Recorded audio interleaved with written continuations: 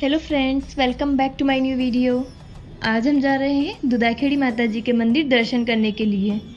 इन्हें माँ केसर भवानी भी कहा जाता है। यह हमारे क्षेत्र का एक बहुत ही प्रसिद्ध मंदिर है जो गरुड़ भानपुरा क्षेत्र में स्थित है। गरुड़ से इसकी दूरी लगभग 15 किलोमीटर है और भानपुरा से भी इसकी दूरी लगभग 15 किलोमीटर ही है। मान्यता है कि यहाँ पर लकवा रोग से ग्रसित मरीज पूरी तरह से ठीक हो जाते हैं और जिनको कोई भी कष्ट होता है या कोई मनोकामना होती है तो वह भी माता रानी की शरण में आते हैं, जिससे वह उनके कष्टों को हर लेती है और उनकी मनोकामना को पूर्ण करती है। हम पहुंच चुके हैं मंदिर तक। अब चलते हैं माता रानी के दर्शन के लिए। हम यहाँ पर दर्शन के लिए आते रहते हैं, किंतु रात्रि में आज पहली बार आए हैं। यहाँ पर अभी नवरात्रि में मेला लगा हुआ था। दोनों नवरात्रि में यहाँ पर मेला लगता है और उस दौरान लाखों की संख्या में श्रद्धालु यहाँ पर दूर दूर से मेले को देखने के लिए और माता जी के दर्शन के लिए आते हैं। यहाँ पर हमेशा ही भक्तों की भीड़ लगी रहती है। धार्मिक पर्यटन की दृष्टि से यह मालवा अंचल का सबसे प्रसिद्ध स्थल है।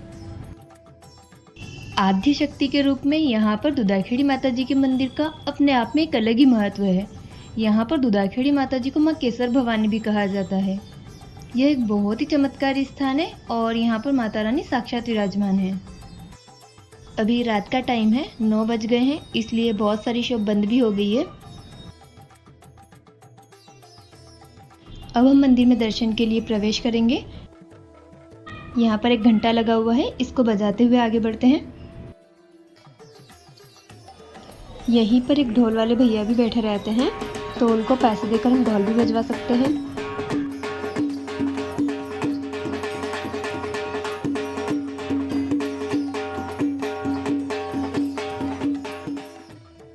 यह है माता रानी का पंडाल और इसको भी बहुत अच्छे से सजाया हुआ है। नवरात्रि के दौरान यहाँ पर भक्तों की बहुत अधिक भीड़ रहती है, इसलिए यहाँ पर ये बोर्ड लगाया हुआ है कि अपने मोबाइल, पर्स, चेन और अन्य कीमती चीज़ों का ध्यान स्वयं रखें। माता जी के अभिमंत्रित चांदी के सिक्के भी यहाँ पर मंदिर कार्यालय में मिल जाते हैं।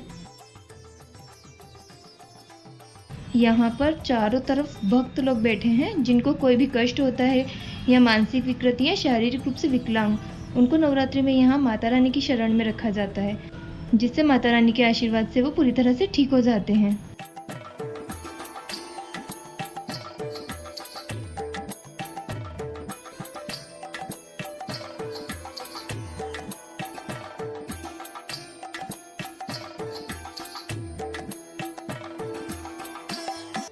यह है दुदाखेड़ी माता जी, इन्हें केसर भवानी भी कहा जाता है। यहाँ पर माता रानी पंचमुखी रूप में साक्षात विराजमान है। माँ के दर्शन के बाद मन को एक अलग ही शांति मिलती है। यहाँ पर माता जी की मूर्ति इतनी चमत्कारी है कि उनसे कोई भी भक्त अधिक समय तक नजरें नहीं मिला पाता है। प्रतिदिन यहाँ पर माता की सुबह व शाम विशेष आरती व श्रृंगार होता है, जिसमें बड़ी संख्या में श्रद्धालु दर्शन के लिए पहुंचते हैं। यहाँ पर अभी माता रानी का एक नया भव्य मंदिर बन रहा है जो कि कई वर्षों से निर्माणाधीन है। अगर कोई भक्त उसके लिए डोनेशन करना चाहे तो यहाँ पर स्कैनर लगाया हुआ है, आप इस पर स्कैन करके पे कर सकते हैं।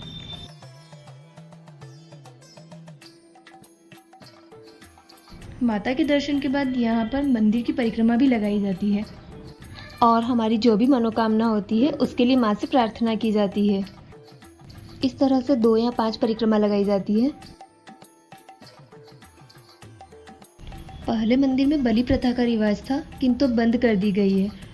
अब भक्त अपनी मनोकामना के अनुसार जिंदा मवेशी, मुर्गा, बकरा आदि यहाँ पर छोड़कर जाते हैं, किंतु इन जानवरों की बढ़ती हुई संख्या को देखते हुए मुर्गा, बकरा आदि चिन्हांकित चांदी के सिक्के भी यहाँ पर चढ़ाए जाने लगे।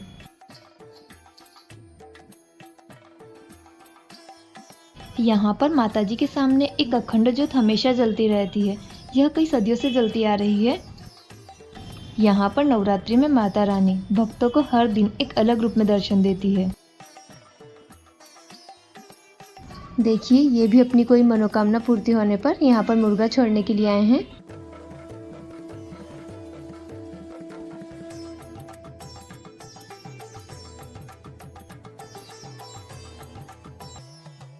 यहाँ पर हवन की भभूति रखी हुई है।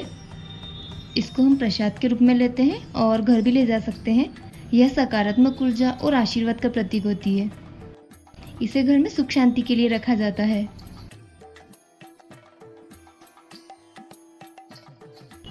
यहाँ मंदिर के बाहर भी बहुत सारे भक्त लोग ठहरे हुए हैं।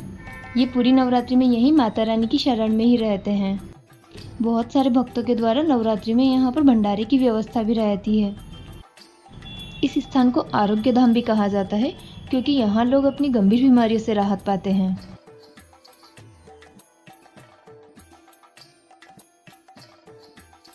यहाँ पर मंदिर के सामने यह अग्निकुंड बना हुआ है। कहते हैं कि इस अग्नि की धुनी लेने से हमारे शरीर के जो भी रोग या कष्ट होते हैं वो दूर हो जाते हैं। इसलिए लोग यहाँ पर दूर दूर से इस अग्नि की धुनी लेने के लिए आते हैं और इसकी परिक्रमा लगा कर जाते हैं। यहाँ पर जलती हुई अग्नि में नारियल होम करना शुभ माना जाता है, इसलिए बहुत सारे लोग यहाँ पर अपने साथ नारियल लेकर आते हैं और इस अग्निकुंड में होम करते हैं।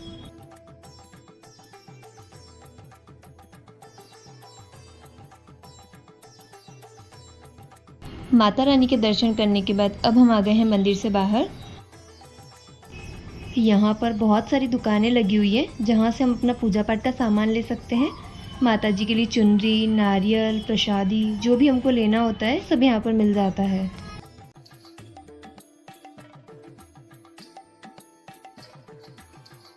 यहाँ पर हमेशा ही भक्तों की भीड़ रहती है, किंतु रविवार के दिन और नवरात्रि के दिनों में यहाँ पर बहुत अधिक संख्या में श्रद्धालु दर्शन के लिए आते हैं। मेले के दौरान यहाँ पर इस तरह से कई सारी अलग अलग टाइप की दुकानें लगती हैं और उस दौरान वाहनों के पार्किंग की व्यवस्था भी मंदिर से थोड़ी सी दूर की जाती है। तो फ्रेंड्स, यह थे हमारे आज के माता रानी के दर्शन। इससे पहले भी हम यहाँ पर बहुत सी बार माता रानी के दर्शन के लिए आए हैं, किंतु रात्रि में हम आज पहली बार आए हैं। मैंने यहाँ की दिन की एक फुल वीडियो भी बना रखी है, तो आप वह भी ज़रूर देखिएगा। मैं उसकी लिंक डिस्क्रिप्शन में भी ऐड कर दूँगी। मिलते हैं आपसे नेक्स्ट वीडियो में। Thanks for watching. Good bye. Like, share and subscribe.